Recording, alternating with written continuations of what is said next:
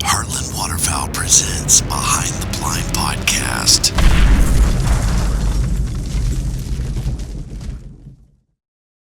And we're back here in Saskatchewan with another episode of Behind the Blind, brought to you by Double TT British Kennels.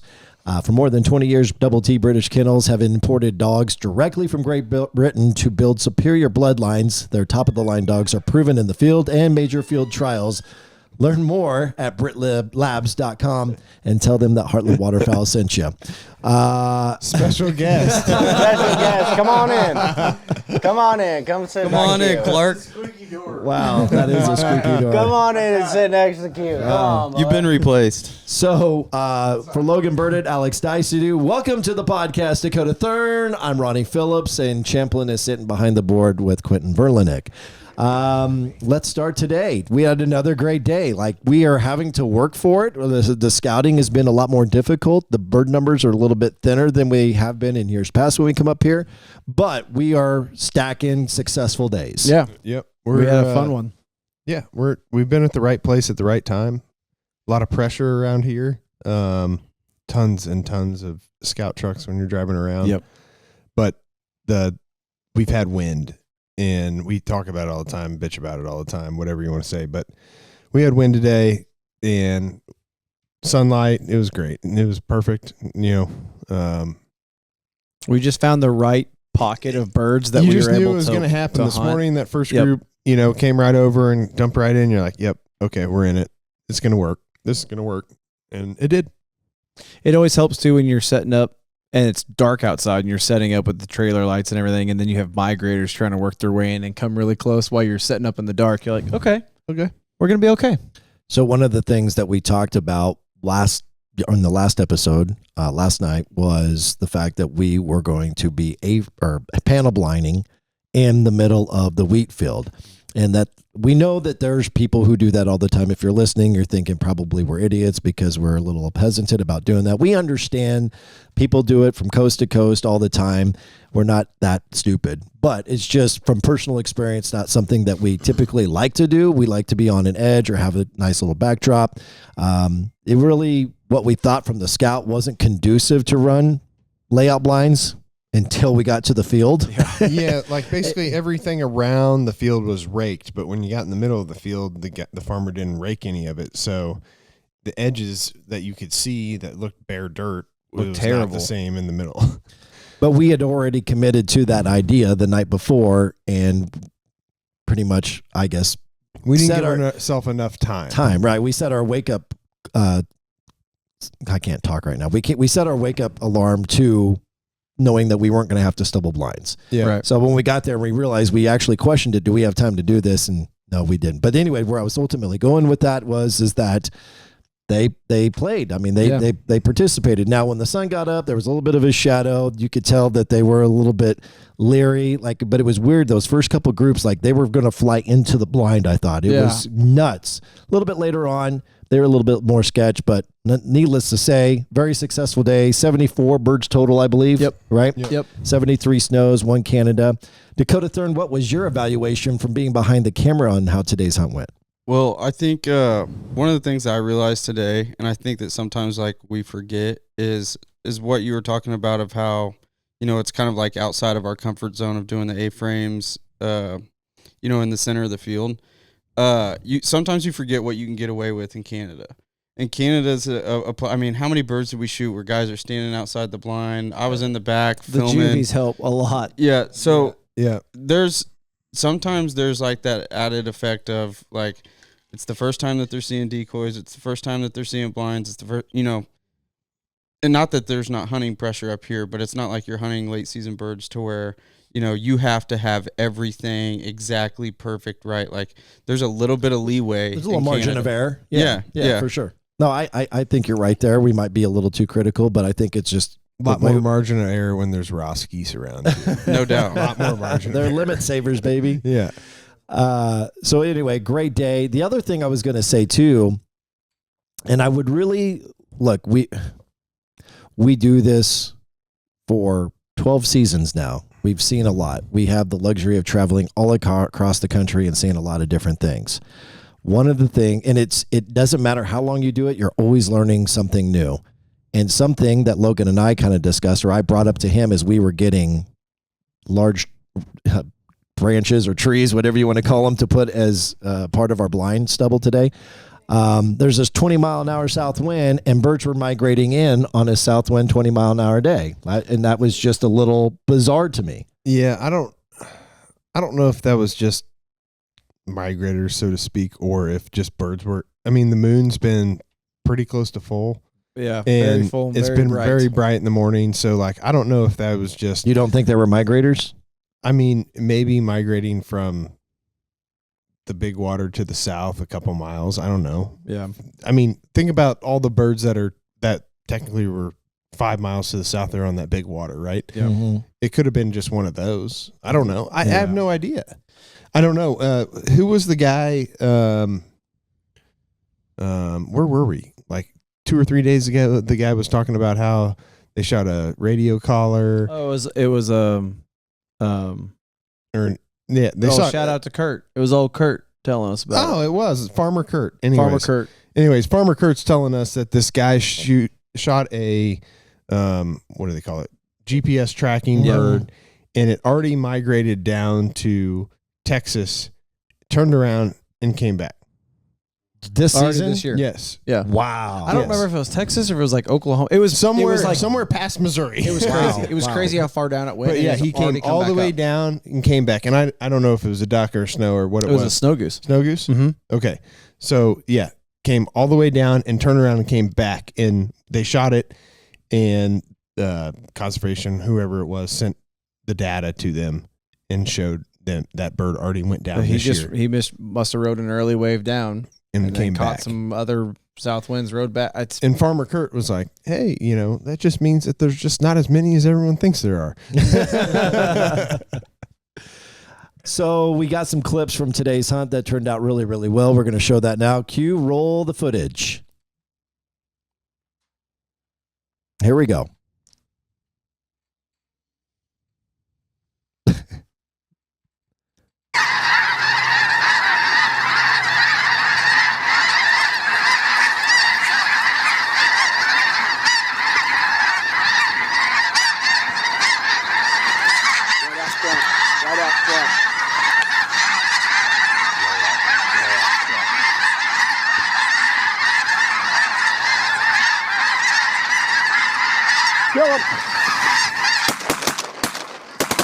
Nice. Beautiful. Nice right out. Some of them low ones got beat up too. Look at those cheetah flippers. Ooh. Nice shooting, boys. I heard somebody refer to those clouds as cotton candy clouds.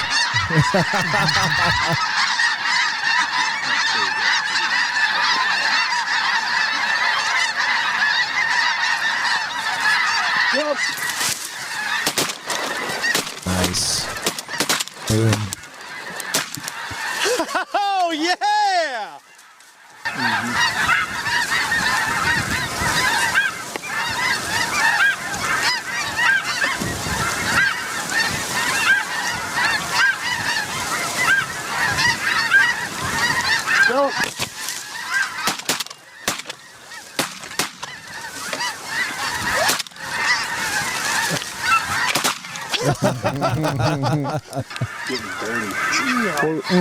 Wow. Oh, my God. Coming in at Mach 5. Oh, my God. Do you want to shoot these two? Might as well. Okay, right out front. They just spun out front. Okay. There's two already. Let's shoot them. Shoot them. Go. Nice. Champlin, you can shoot him. You're in front of me. Shoot him. Oh boy. I was trying to go chase it and catch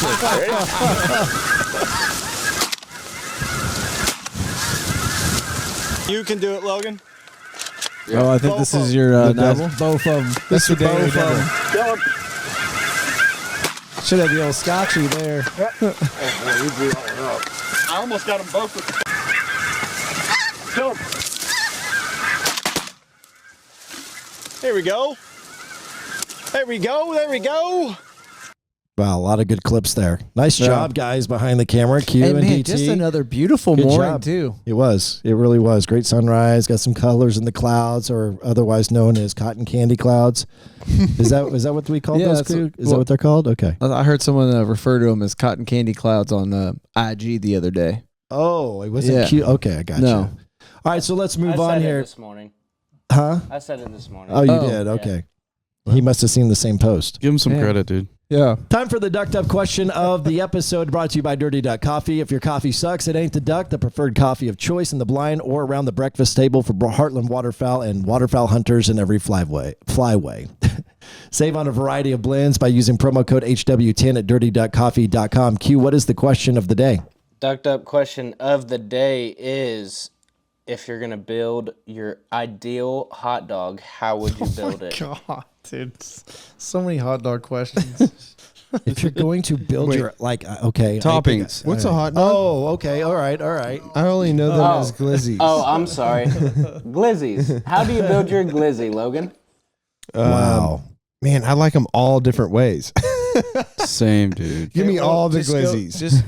Give me New York style, Chicago style, celery salt all day Yes. long. Give me some celery I salt do all like day celery long. salt. Yeah. Relish, mustard, ketchup, all of it. Give me onions. I love on a golf course. This man is a Oh, hot yeah. dog connoisseur. When you're on the golf course, you got to have relish and onions for sure. 1,000% on the golf course. Alex? Well, I'm just going to go with what we did today because thankfully that That was a weird Dakota- one. Making Dakota- fun of me, and now you're just bringing up this weird stuff you did with the hot dog earlier. I mean, made delicious ones. Well, shout out to Dakota's hot dog roller because we all thought it was kind of funny at first when he bought it, and we use it every single trip. Like, Yeah. it's going It's out of clutch. style. It is so But clutch. we had some coleslaw, so I got to throw some fresh slaw up on the dog. You don't like that? You like a little slaw on your dog. Oh, don't I? What else? You put a few other things on I there. did mustard. I did mustard, relish, and coleslaw today. Remind me again. What is the New York? I know what the Chicago dog is. What's the New York dog? What's on that? Is It's that like- the sauerkraut? It's Did they put the sauerkraut on that? sauerkraut and like Ugh. spicy mustard. Okay. Gross. Yeah. I feel like we'd be, you know, In a missed pickle. to Don't they talk do a about- pickle? Love sauerkraut. By Don't the they do way. a pickle? Oh, that's a pickle- Chicago dog. Chicago's Yeah, a the pickle. pepper. They have the pepper also. I'm a Chicago dog fan for sure, not a New York dog. You like the celery salt? Man, we had this guy. The quick story: when I was living in Tucson, Arizona, there was this. So we had this nightclub. It was a country nightclub called the Cactus Moon, and there was this guy who would set up basically kind of like a food truck, and he was called Moon Dogs. And he would serve hot dogs to all the drunk people who were coming out. And so he had all of these different things. And one of I was always ketchup and mustard, but I liked mayonnaise on it. I know it's weird. I don't know. Keep in mind, I'm half in the bag. And bacon bits. Well, you Okay. got I me put with the bacon bits. Bacon bits. And it was awesome. I loved it. So when I was in L.A., I went to a Lakers game, and outside there, they had all their hot dogs were wrapped in bacon. Every vendor Wow. were wrapped in bacon on a flat griddle, and they would fry the bacon around it. Okay. And that's how I'd they, like to try that. Okay. Did you eat one? Oh yeah, absolutely, for sure. You're at a And you Lakers loved game. it? Probably it's had about nostalgia. 6. Yeah, I was sitting there, little celery salt. You know, Going back to the celery salt. no, they didn't have that. But no, bacon wrapped around a hot dog. That's kind of Okay. That must be like a California. I'm thing pretty or much something. going to try anything, but I'm not doing sauerkraut, and I'm sure as hell not doing coleslaw on my hot dog. Hell no. Yeah, I'll leave the He's a pulled pork communist. to the coleslaw. I'm a communist because I don't like coleslaw and sauerkraut. Wait a minute. How does that make sense? Sauerkraut's a It doesn't. German It just thing. gets the people going. All No, right. it's not. It's gross. Dakota. Okay, I second Dice on. I like doing whenever you can add sides, like even maybe some baked beans on a hot dog or something like that. Like Wow, okay. I'm all for adding sides, but I think an honorable mention that didn't get mentioned is definitely a chili dog. Ooh. Chili dog, cheese, Yeah, onions. Yeah. That didn't get onions is mentioned, right. and Classic. dude, that is a staple. No chili doubt. dog. No doubt. I definitely As love a long chili as dog. it's not that like nasty out of a can, 89 cents. I don't care. the, That's so good. Yeah, I'm good. Hormel. I'll get down on some Hormel. I can't do that. Yeah, you'll put sauerkraut and coleslaw on your hot dog. Yeah.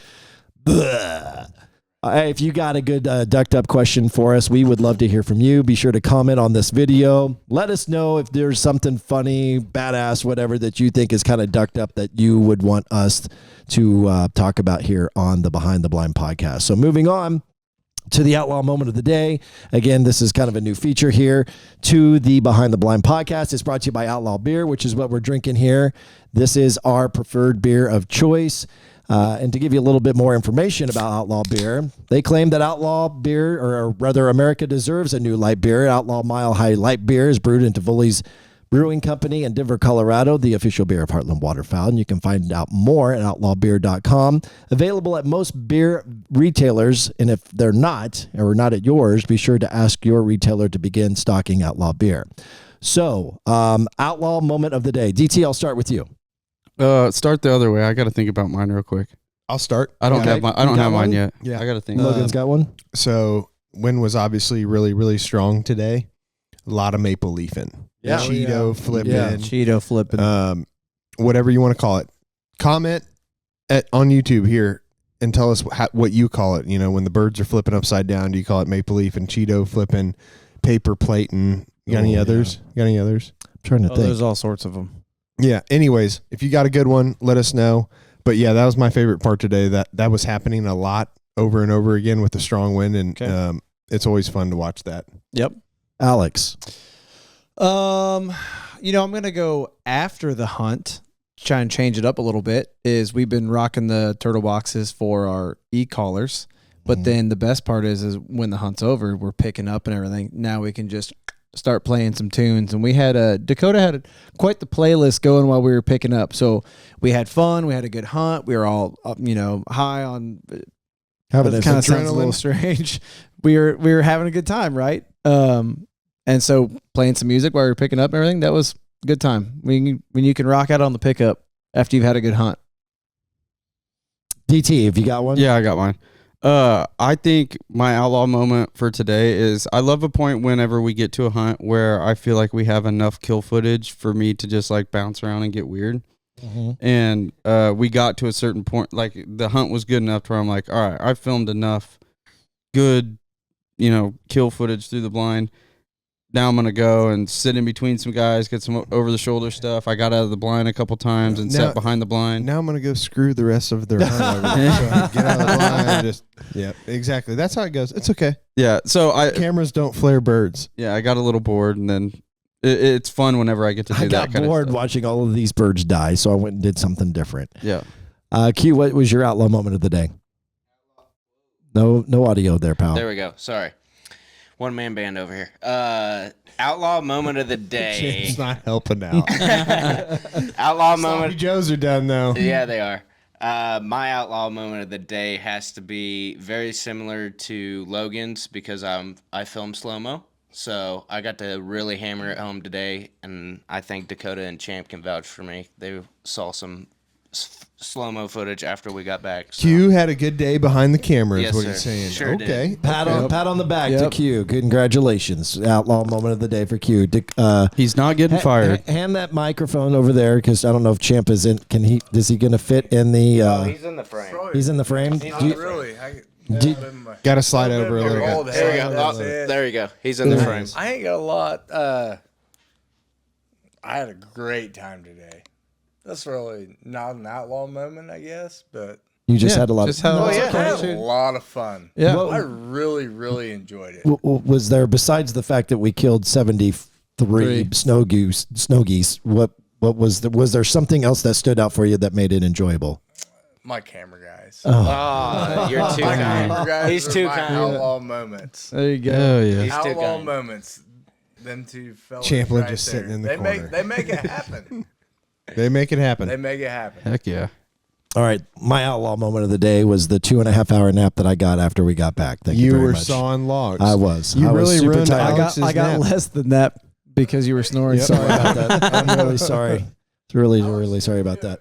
Oh, Champ is actually wanting to talk on this podcast this time. No, I'm Champ just got saying- kicked off and now wants to talk. I'm just saying. How's that happen? He's trying to earn his spot back. Go ahead. Oh, I was just saying. Alex couldn't take a nap because Ronnie was napping too hard. That's right. Yeah, that's what he was just napping said. for both of us. Yep, no doubt. I was pretty tired. Anyway, so we're going to move on now and get close to wrapping this up, but we want to talk about fantasy football real quick because we just got through the entire week of football, and now tomorrow is the Wednesday waiver wire. So let's talk about where we're at in the standings. Let's see here. Logan Burditt still in first place. I have been knocked off at second place, replaced by Joe Palumbo. Everett Atkins is now in third. Q, the commissioner, is now in fourth place. You know what's up. And I am now in fifth place. Nate Myers in sixth. Cody Beiswinger in seventh. Dakota is in eighth. Justin Michaels is in ninth. And in last place. Coming in the rear is me again. Alex Dicedue. We've been talking about what color dress he's going to wear to the premiere. You got one picked out already. It's gonna be so skin tight. Already throwing it in. It's gonna be so skin tight. You're gonna see everything. he I'm said not it gonna was be gonna be allowed to be at the strapless. premiere. Wow. All right. He looks good in pink. I think that you like, what is it, week 6? Is that right? Or is He's it got week 7? time. He's got You've time. got time to It's not gonna be in be last Chaz. place. It's going to be Chaz. Come on now. Don't give up so quick. And if you are, then trade me one of your good players. Yeah. When you got on the waiver wire. All right. The game plan for tomorrow, before we wrap this up, my scouts suck. I found actually, I will say I did find 2 really good places for tomorrow or even the next day, but you guys are still crushing it. Team A, Logan's truck. You haven't even asked, like, you haven't even like been like, I got permission on this. That's not true. I got permission the first day. Okay, sorry. Forgot about that. But today you didn't, right? I didn't. Did you get turned down? There was nobody home. I knocked on the door and they weren't there. You know what we did when that happened? We Persist. went and checked some other spots, and then about an hour later, we came back. I reached out to a farmer in that area that I know and have a relationship with, asked him for his phone number. Oh. And got the phone number, called, and even left a message. The perm? And yes. The perm. Big perm, big worm. The perm. Got back to me and but left a message and haven't heard anything back. But anyway, so we got a good scout in from you guys. We got what looks to be a really good shoot planned for tomorrow. Yep. You're excited. Yep. I like to shoot ducks, so let's go shoot some ducks. The thing is we kind of concentrated on looking for darks and ducks just because tomorrow is an east wind at 5 miles an hour. We've been planning probably this means 0 for 2 days. By the way, the spot that we're planning on trying to get permission on the last 2 days and kind of saving this for now, we obviously didn't check very well. I heard about this. And we go to the field entrance, and it's like a Weehaw in Kansas or a Plots in North Dakota, and they call it just Ducks Unlimited ground up here. But there's like 2 different types. There's some of it you can't hunt, and then there's some that you can. This is one of the ones you can, but you have to walk in.